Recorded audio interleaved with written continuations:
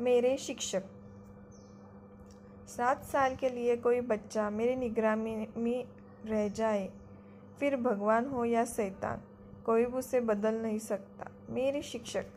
शिक्षक की भूमिका एवं दायित्व। शिक्षिका का महान ध्येय युवा मस्तिष्कों को तेजस्वी बनाना है। तेजस्वी युवा धरती पर, धरती के नीचे और ऊपर आसमान में सबसे सशक्त संसाधन है। शिक्षक की भूमिका उस सीढ़ी जैसी है जिसके जरिए लोग जीवन की ऊंचाइयों को छूते हैं, लेकिन सीढ़ी वही की वही रहती है। सांप और सीढ़ी खेल की भांति। सीढ़ी एक व्यक्ति को सांपों को लोग तक पहुंचा सकती है और असीमित सफलताओं की दुनिया तक भी। ऐसा उदार है इस पेशे का स्वभाव। हमारे समाज में और एक बच्चे के जीवन में शिक्षक का स्थान माता पिता के बाद, लेकिन ईश्वर से पहले आता है। माता पिता, गुरु और फिर ईश्वर। ऐसी महत्ता मेरी जानकारी में दुनिया में किसी और पेशे की नहीं है कि वह समाज के लिए शिक्षक से बढ़कर महत्वपूर्ण हो। शिक्षक, विशेषकर स्कूली शिक्षक के सामने व्यक्ति के जीवन को संवारने की भारी जिम्मेदारी होती है। बचपन ही वह आधारशिला है जिस पर जिंदगी इमारत खड़ी होती है। जैसा बीज बचपन में बोया जाता है, वैसा ही जीवन के वृक्ष में फल लगाता है। इसलिए बचपन में दी जाने वाली शिक्षा कॉलेज एवं यूनिवर्सिटीज में दी जाने वाली शिक्षा से अधिक महत्वपूर्ण होती है। मैं मानता हूँ कि दुनिया में समाज के लिए शिक्षक से अधिक महत्वपूर्ण दायित्व किसी अन्य का नहीं है। शिक्षकों का ध्येय बच्चों का चरित्र निर्माण करना तथा ऐसे मूल्य को रोपना होना चाहिए जिससे उनकी सीखने की क्षमता में वृद्धि हो। वे उनमें वह आत्मविश्वास पैदा करे कि छात्र कल्पनाशील एवं सृजनशील बन सके। इस रूप में छात्रों का विकास ही उन्हें भविष्य की चुनौतियों का सामना करते हुए प्रतिस्पर्धा में उतारेगा। सामान्य प्रक्रिया में शिक्षक कुछ एक सर्वोत्तम परिणाम देने वाले छात्रों की ओर आकर्षित होते हैं तथा और अधिक सफलता के लिए उन्हें सतत प्रोत्साहित करते रहते हैं। इससे विपरीत एक शिक्षक की सबसे अहम भूमिका यह है कि वह उन छात्रों पर ध्यान केंद्रित करे जो पढ़ने में कमजोर है तथा उनमें बेहतर समझदारी एवं सिखाने की प्रवृत्ति विकसित करने के प्रयास करे। ऐसा शिक्षक ही वास्तविक गुरु होता है। हमारे देश के एक महान नेता थे भीमराव अंबेडकर। अंबेडकर के नाम का महत्व पूरे नाम भीमराव अंबेडकर में निहित है। भीमराव अछूत कही जाने वाले एक जाति के विद्यार्थी थे तथा अंबेडकर उनके उच्च वर्ण के ब्राह्मण शिक्षक अंबेडकर अपने विद्यार्थी भीमराव का बहुत ध्यान रखते थे। वे अपने विद्यार्थी को न सिर्फ अपना ध्यान देते थे अपितु खाने के लिए प्राय अपने भोजन का एक हिस्सा भी उसे देते थे। पढ़ाई समाप्त करने के बाद जब भीमराव बैरिस्टर बने तो अपने उस गुरु को याद रखने के लिए अपना नाम बदलकर भीमराव अंबेडकर रख लिया। शिक्षक देश की रीढ़ होते हैं। वे ऐसे स्तंभ होते हैं जिनके बल पर सभी प्रकार की आकांक्षाएं साकार होती है। शिक्षक के गुण। महान शिक्षक एवं भारत के भूतपूर्व राष्ट्रपति डॉक्टर सर्वपल्ली राधाकृष्णन शिक्षकों को सलाह देते थे कि हमें सतत बौद्धिक निष्ठा एवं सार्वभौम करुणा की खोज में रहना चाहिए।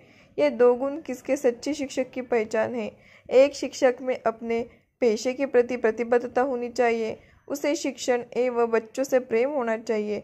शिक्षक को जीवन भर अध्ययन करते रहना चाहिए। उसे न सिर्फ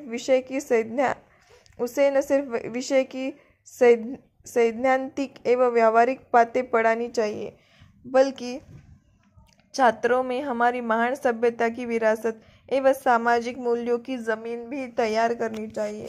आधुनिक प्रौद्योगिकी की सहायता से शिक्षक छात्रों को ऐसा विकास करे कि वे बिना किसी शिक्षक की सहायता के लिए स्वयं सीखने में सक्षम हो सके। ये वे शिक्षक जिन्होंने मुझे प्रभावित किया। मेरे जीवन में मेरे शिक्षकों की अत्यंत महत्वपूर्ण भूमिका रही है। मैं 2 शिक्षकों को विशेष रूप से याद करता हूँ जिन्होंने मुझे बहुत अधिक प्रभावित किया तथा मेरे जीवन को संवारने में सहायक हुए। मेरे प्रथम शिक्षक, जब मैं रामेश्वरम में 5वीं कक्षा में पढ़ता था तो श्री शिव सुब्रह्मण्य अय्यर मेरे शिक्षक हुआ करते थे। वे हमारे विद्यालय के सर्वोत्तम शिक्षकों में से थे। उनकी कक्षा में उपस्थित रहना सभी छात्रों को अच्छा लगता था। एक दिन उन्होंने पक्षियों का उड़ने के लिए क्रिया समझाने के उद्देश्य से कक्षा में एक व्याख्यान दिया। उन्होंने ब्लैकबोर्ड पर पंख, पूंछ एवं सिर को स्पष्ट रूप से दर्शाते हुए एक पक्षी का चित्र बनाया। फिर उन्होंने बताया कि किस प्रकार अपने पंख फड़फड़ाकर चिड़िया उड़ान भरती है तथा किस प्रकार अपनी पूंछ के सहारे उड़ान की दिशा बदलती है। इस विषय पर उन्होंने लगभग 25 मिनट तक भाषण दिया। उस भाषण में उन्होंने उड़ान भरने, आसमान में स्थिर हो जाने तथा सामूहिक उड़ान जैसी कई धारणाओं को विस्तार से समझाया।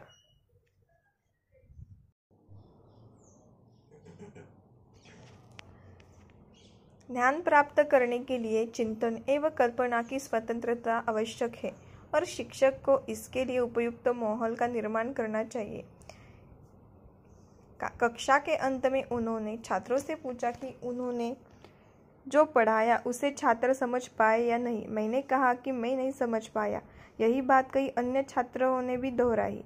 श्री अय्यर हम लोगों के जवाब से विचलित नहीं हुए, बल्कि सभी छात्रों से शाम के वक्त समुद्र तट पर पहुंचने के लिए कहा।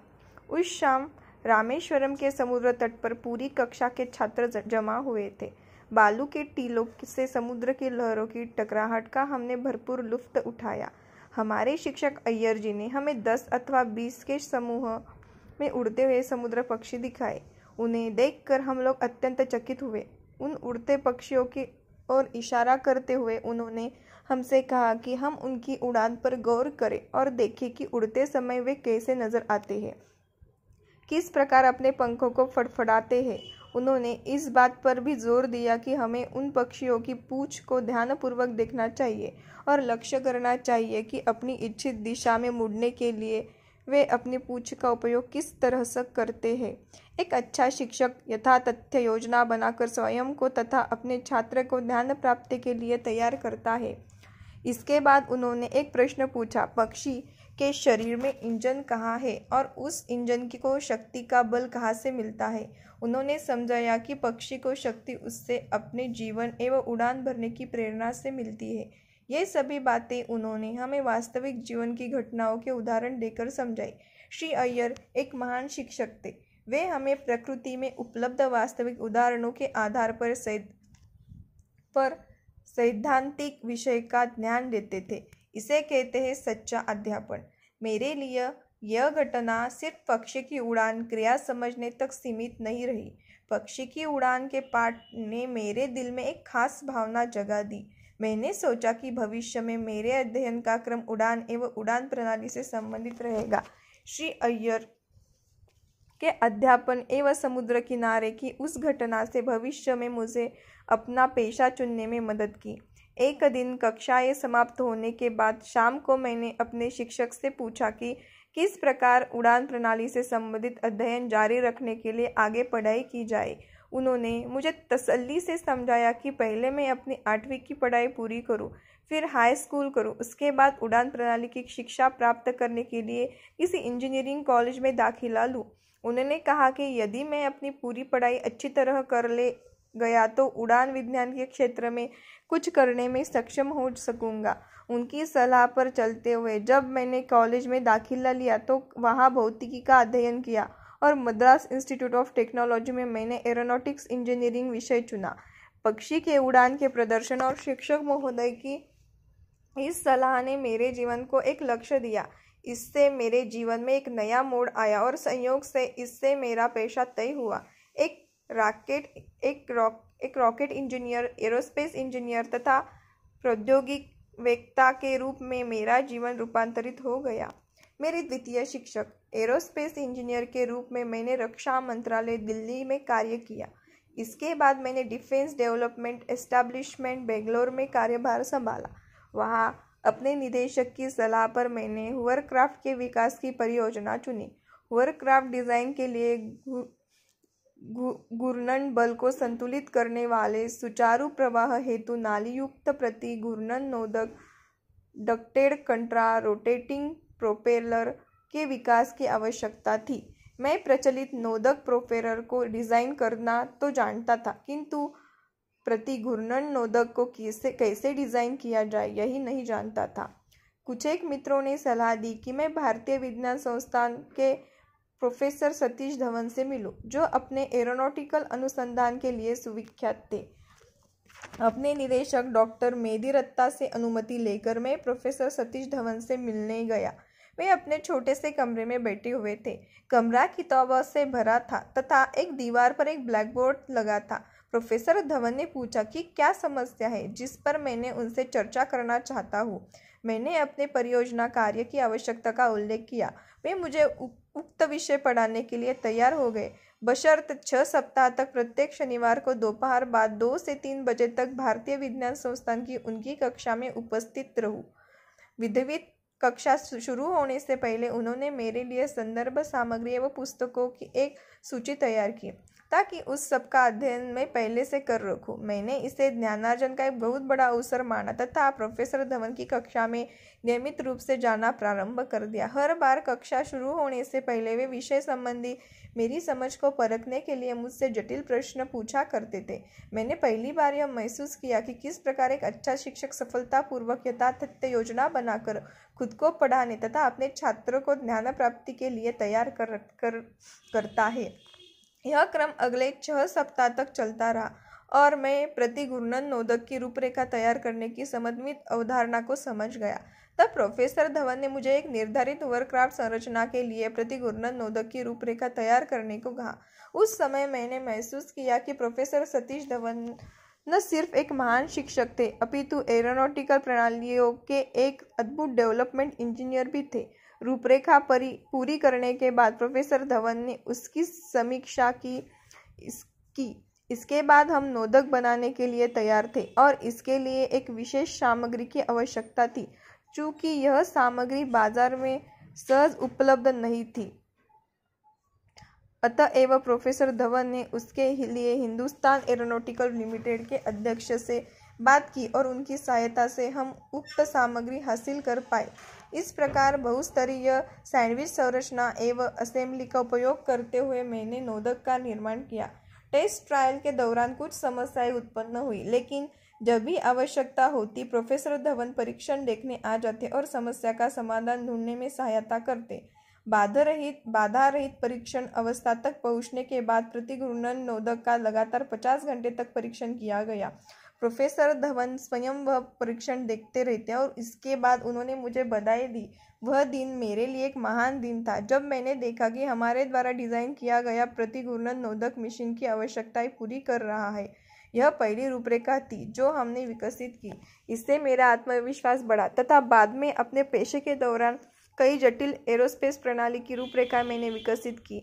इस परियोजना के माध्यम से मैंने सिर्फ प्रति घूर्णन नोदक की रूपरेखा तैयार करने की तकनीक सीखी अपितु विकास के चरण में कई प्रकार की असफलताओं के बावजूद समस्या पर काबू पाना तथा प्रणाली को कार्यशील बनाना भी सीखा।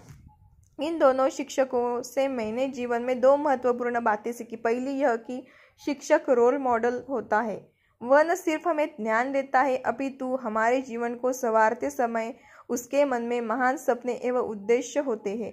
दूसरी बात यह कि शिक्षा एवं ज्ञानार्जन की संपूर्ण प्रक्रिया का परिणाम यह होना चाहिए कि व्यक्ति में पेशेवर क्षमता का विकास हो और उसमें इस आत्मविश्वास और इच्छा शक्ति का उदय हो कि दृढ़तापूर्वक सारी बाधाओं को पार कर एक रूपरेखा, एक उत्पाद प्रणाली का विकास कर सके।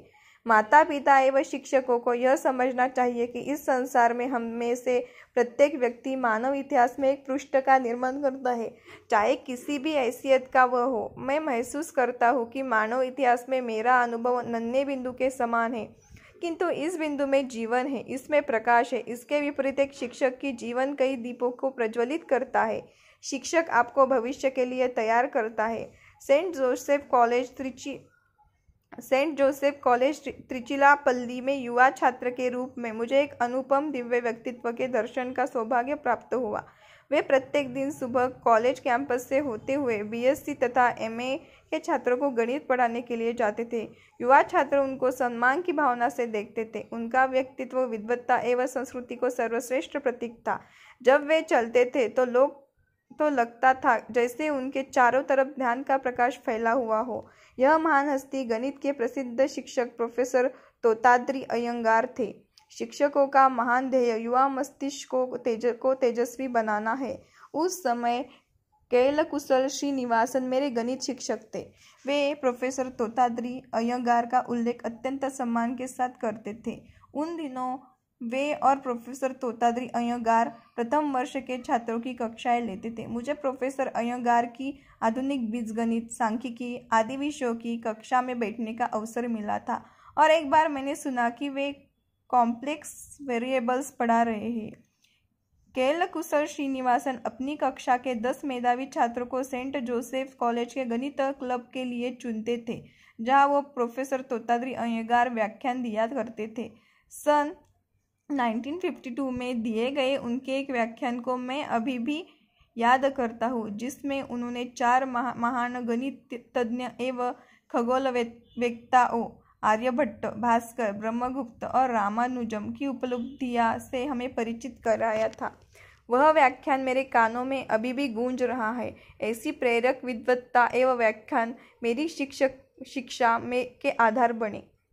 आशा और मूल्य आधारित शिक्षण में विश्वास करने वाली प्राथमिक, माध्यमिक और कॉलेज शिक्षा के मेरे शिक्षकों ने मुझे कई दशक आगे के लिए तैयार कर दिया। शिक्षण का ध्येय, शिक्षण का उद्देश्य छात्रों में राष्ट्र निर्माण की क्षमताएं पैदा करना है। यह क्षमताएं शिक्षण संस्थानों के ध्येय से प्राप्त होती है तथा शिक्षकों के अनुभव से सुदृढ़ होती है, ताकि शिक्षण संस्थान से निकलने के बाद छात्रों में नेतृत्वकारी विशिष्टताएं आ जाए।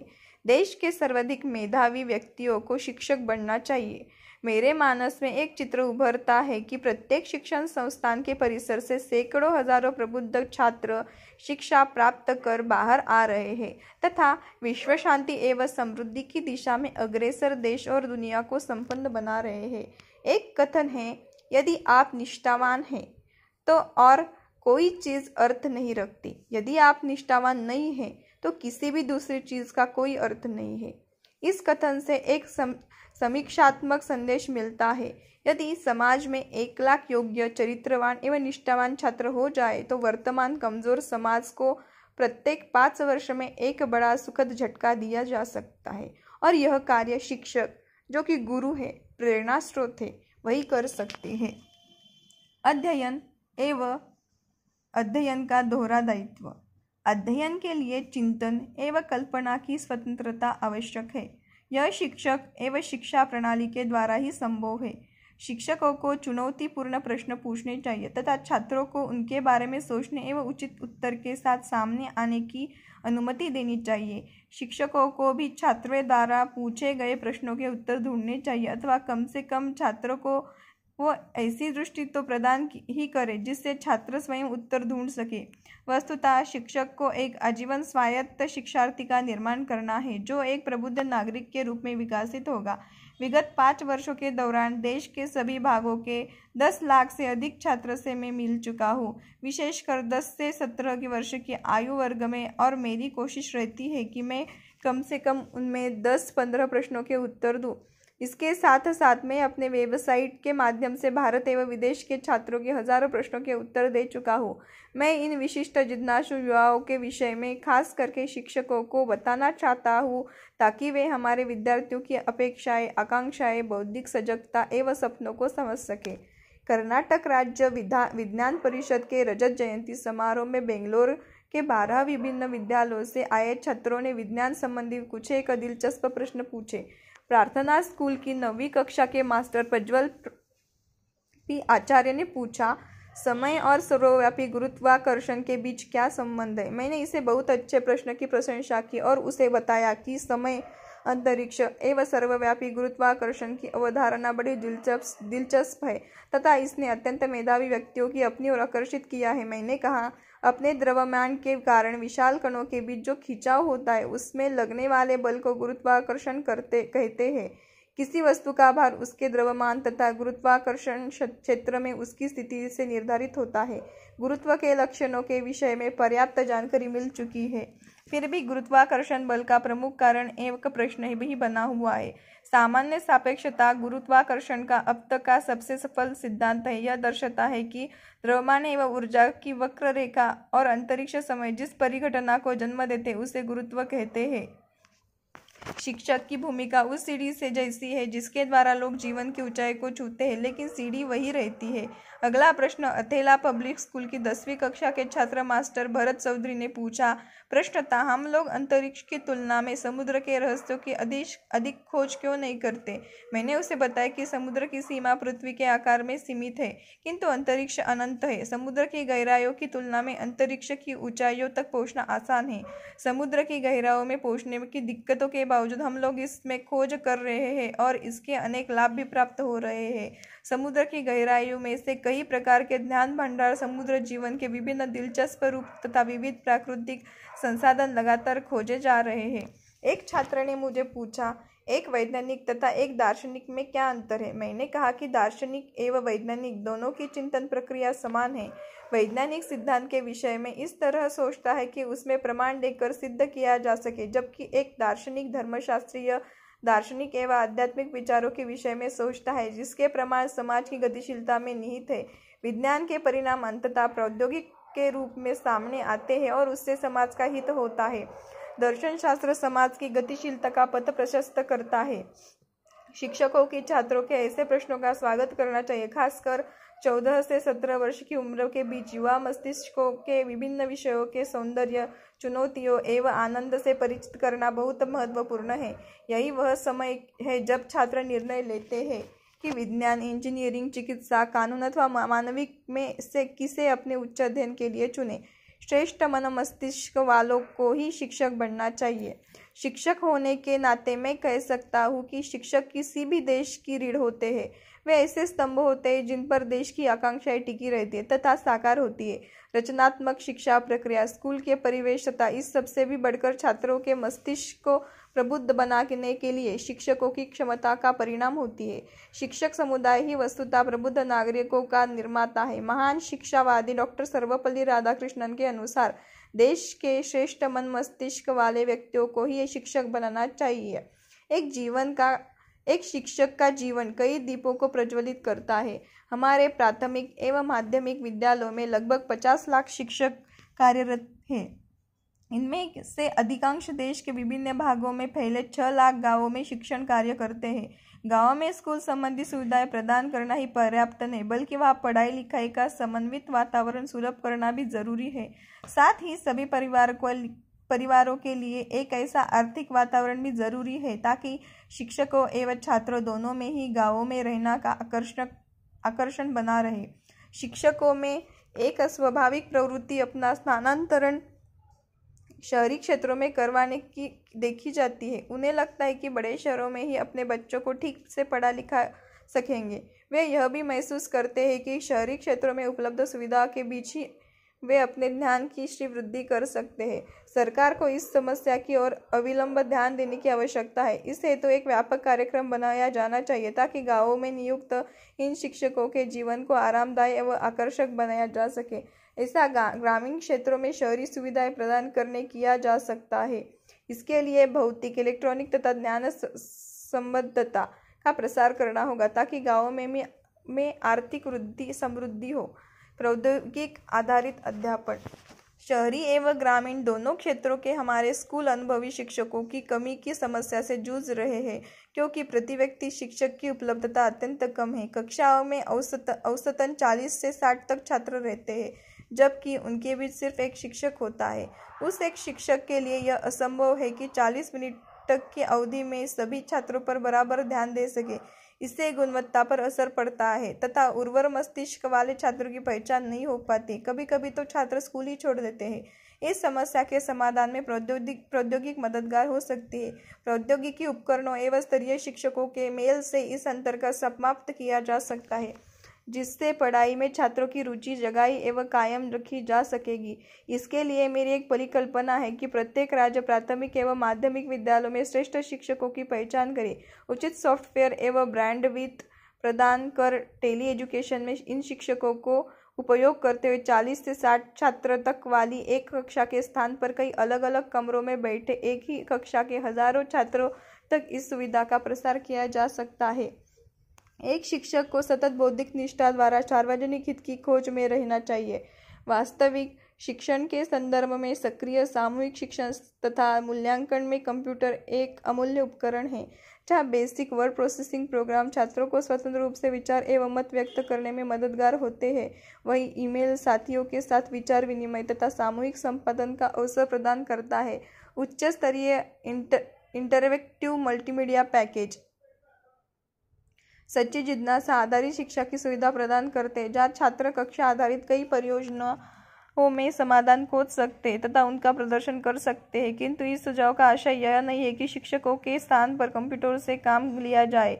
वास्तविक अर्थों में यह अनुचित एवं अव्यावहारिक होगा। इससे विपरीत कंप्यूटर को एक प्रभावशाली शिक्षण उपकरण माना जाए, जो शिक्षक की सहायता करता है। सॉफ्टवेयर छात्रों को व्यक्तिगत स्तर पर ज्ञान प्राप्त करने के अवसर देता है, ताकि जहां कुछ छात्र किसी विषय में अपनी गति से प्रगति कर सके, वही जो छात्र अपेक्षित गति से नहीं चल पाते, वे शिक्षक को व्यक्तिगत मार्गदर्शन प्राप्त कर सके। कंप्यूटर वैचारिक आदान प्रदान एवं वैयक्तिक सहायता पर ध्यान केंद्रित करने में शिक्षकों का सहायक होता है। टेली एजुकेशन के बढ़े हुए उपयोग से उसके प्रचालन खर्च में भी कमी आएगी तथा साथ साथ योजकता, शारीरिक, इलेक्ट्रॉनिक्स ज्ञान एवं आर्थिक की वजह से स्कूल में पढ़ाने वाले शिक्षकों का स्तर उठाने में भी मदद मिलेगी। शिक्षक दिवस मनाएं। डॉक्टर सर्वपल्ली राधाकृष्णन हमारे देश के राष्ट्रपति भी रहे और एक श्रेष्ठ अध्यापक भी। उनका जन्मदिन 5 सितंबर है। जब भी कभी उनके जन्मदिन का सार्वजनिक रूप से मनाने की बात कही जाती थी, तो वे कहते हैं कि मेरा जन्मदिन नहीं, 5 सितंबर को अध्यापक दिवस ही मनाए, जिससे सभी अध्यापकों के सम्मान मिले। छात्रों को तो यह दिन बड़े उत्साह से मनाना चाहिए। मेरी दृष्टि में छात्रों को अभिभावकों के उतने ही उत्साह से भाग लेना चाहिए। देश के प्रत्येक स्कूल में 5 सितंबर को अध्यापक दिवस बड़े उत्साह से आयोजित करें। उस दिन हम अपने अध्यापकों का सम्मान करें कि कैसे उन्होंने पूरे जीवन देश की भावी पीढ़ी के निर्माण में लगाया है और उनके पढ़ाए हुए छात्र किस प्रकार देश के भावी नागरिक बनकर समाज और देश की सेवा कर रहे हैं। उस दिन विषय उपलब्धियों के लिए जिन अध्यापकों को हम सम्मानित करते हैं, उससे अन्य अध्यापक को भी प्रेरणा लेते हैं। यह अध्यापक दिवस का उद्देश्य है। अतः शिक्षा का उद्देश्य है सत्य की खोज। इस खोज का केंद्र अध्यापक होता है, जो अपने विद्यार्थियों को शिक्षा के माध्यम से जीवन में और व्यवहार में सच्चाई की शिक्षा देता है। छात्रों को जो भी कठिनाई होती है, जो भी जिज्ञासा होती है, जो वे जानना चाहते हैं, उन सब के लिए वे अध्यापक पर ही निर्भर करते हैं। उनके लिए उनका अध्यापक एक तरह से इंसाइक्लोपीडिया है, जिसके पास सभी प्रश्नों का उत्तर है।